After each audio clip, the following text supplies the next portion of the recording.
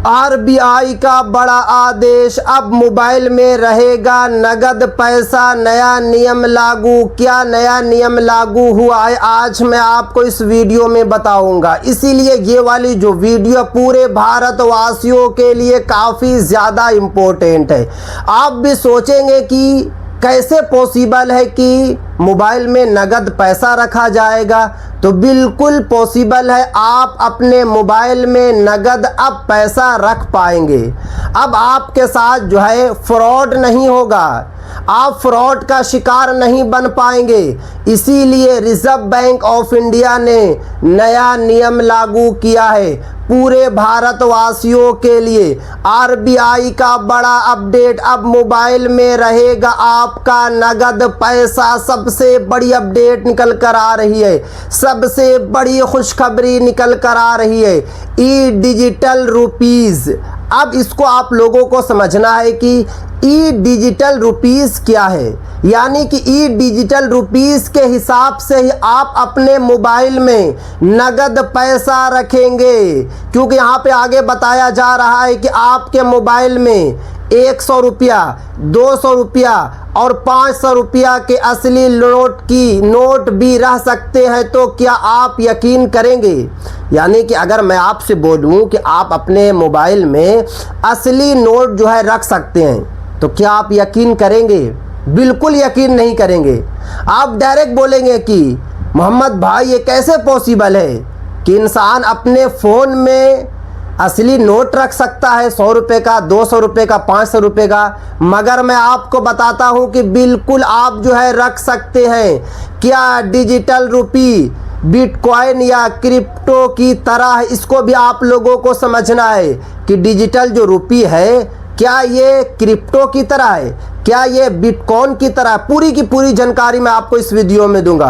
और UPI, mobile phone पे और गूगल पे से ये कितना अलग है, इसको भी आप लोगों को समझना है कि डिजिटल जो रुपी है फ़ोन पे, गूगल पे, यूपीआई से कितना अलग है। किस तरीके से इंसान जो है अपने फ़ोन में नगद पैसा रखे। उसके बाद आगे देखिए, आरबीआई की ई डिजिटल रुपी से जुड़ी पूरी जानकारी आपको इस वीडियो में समझाया जाएगा।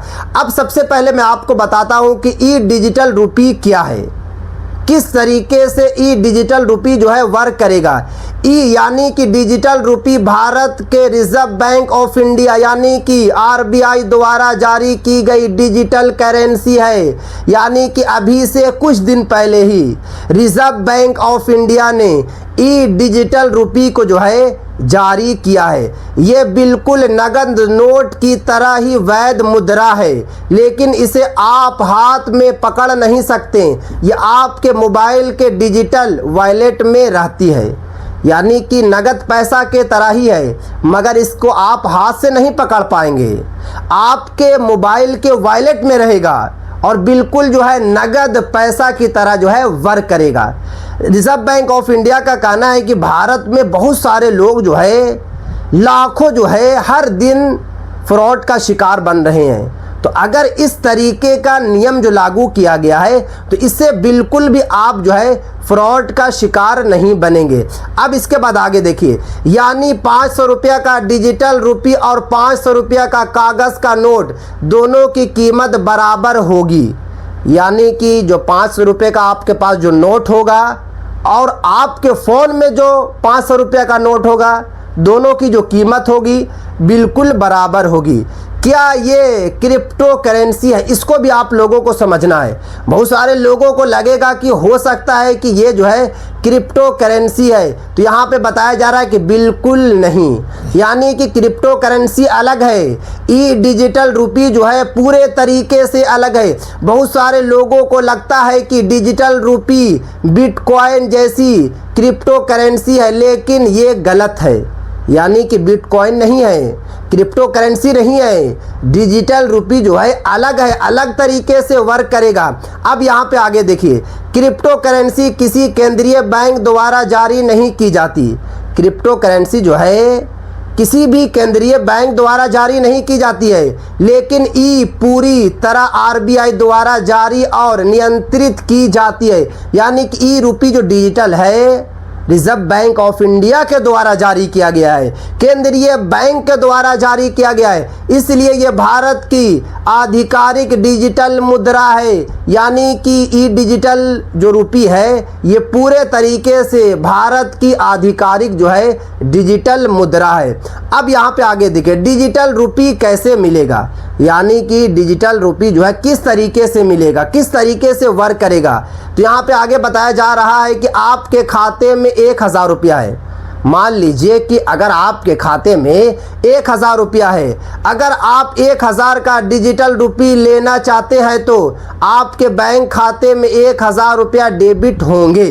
यानी कि यहाँ पे साफ साफ बताया जा रहा है कि अगर आपको बैंक खाते में जो है 1000 रुपया ई डिजिटल रुपी के थ्रू लेना होगा तो आपके बैंक खाते में जो है 1000 रुपया डेबिट होगा। उतनी ही राशि आपके डिजिटल रुपी यानी कि वॉलेट में आएगी। अब ये पैसा जो है बैंक खाते में नहीं बल्कि डिजिटल वॉलेट में रहेगा। यानी कि अगर आपके यूपीआई में या फिर अगर आपके फ़ोन पे में कहीं पर भी अगर आपके 1000 रुपया है तो अगर आप जो है कि ई डिजिटल रुपी उसको करते हैं तो वही पैसा जो है आपके वॉलेट में चला जाएगा। अब बात बताया जा रहा है कि भुगतान कैसे होगा, यानी कि वॉलेट किस तरीके से काम करेगा। तो यहाँ पे बताया जा रहा है अगर आपको किसी को 500 रुपया देना है तो आप डिजिटल रुपी वॉलेट से QR कोड स्कैन करके भुगतान करेंगे। देख सकते हैं कितना आसान है कि अगर आपको पैसा भेजना है, किसी को 500 रुपया देना है तो डिजिटल रुपी वॉलेट से जो है QR कोड पर आप स्कैन करेंगे, उसके बाद जो है डायरेक्ट जो है भुगतान हो जाएगा। सामने वाले व्यक्ति के डिजिटल रुपी वॉलेट में पैसा पहुंच जाएगा। अगर वो चाहे तो बाद में इसे अपने बैंक खाते में ट्रांसफ़र कर सकते हैं। यानी कि अगर आप किसी को भेजिएगा तो उनको नगद जो है वॉलेट में जाएगा तो वॉलेट को बाद में आप जो है बैंक में भी ट्रांसफ़र कर सकते हैं। यूपीआई और डिजिटल रुपी में क्या अंतर, इसको भी आप लोगों को समझना है। बहुत सारे लोगों को अभी भी लग रहा है कि यूपीआई और डिजिटल रुपी दोनों सेम है, मगर बिल्कुल भी सेम नहीं है। यही सबसे बड़ा सवाल है। यूपीआई में पैसा सीधे आपके बैंक खाते से दूसरे बैंक खाते में जाता है, लेकिन डिजिटल रुपी में पैसा एक डिजिटल वॉलेट से दूसरे डिजिटल वॉलेट में जाता है। यानी कि अगर आपके फ़ोन पे में पैसा है तो अगर आप किसी को पैसा भेजेंगे तो डायरेक्ट जो है फ़ोन पे में चला जाएगा, मगर अगर आप जो है कि डिजिटल रुपी से अगर आप पैसा भेजेंगे तो जिनके पास डिजिटल रुपी होगा उनके वॉलेट में चला जाएगा और बिल्कुल नगद जाएगा। यानी डिजिटल रुपी बिल्कुल नगद नोट की तरह काम करता है, बस जो है डिजिटल रूप में। यानी कि ये जो वर्क कर रहा है ये पूरे तरीके से जो है नगद पैसा की तरह करेगा, मगर नगद मतलब कि डिजिटल। अब उसके बाद आगे देखिए डिजिटल रुपी के फ़ायदे, इसको भी आप लोगों को समझना है कि डिजिटल रुपी के क्या फ़ायदा हैं। नगद पैसा साथ रखने की ज़रूरत कम होगी। यानी कि जैसे आप जो है ई डिजिटल रुपी जो है ओपन कर लेंगे तो आपको नगद पैसा रखने की ज़रूरत नहीं है, क्योंकि बहुत जगह होता क्या है कि आपके फ़ोन पे कभी कभी वर्क नहीं करता है, आपका बैंक का हमेशा जो है लिंक फेल रहता है। मगर ई डिजिटल रुपी जो है 24 आवर्स जो है ओपन रहेगा, कभी भी कोई दिक्कत नहीं होगी। फटे या गुम होने वाले नोटों की समस्या नहीं रहेगी, फटे या गुम नोट के जो है बिल्कुल भी समस्या नहीं रहेगी। नकली नोटों की संभावना लगभग जो है समाप्त हो जाएगी। नकली जो नोट अभी चल रहा है, लोगों को जो बेवकूफ़ बनाया जा रहा है, पूरे तरीके से जो है समाप्त हो जाएगा। QR कोड से आसान भुगतान, यानी कि आप QR कोड के ज़रिए जो है आसान तरीके से भुगतान करेंगे। RBI द्वारा जारी आधिकारिक डिजिटल मुद्रा है। भविष्य में डिजिटल भुगतान और भी जो है तेज और सुरक्षित होगा। ये बड़ा फ़ायदा है।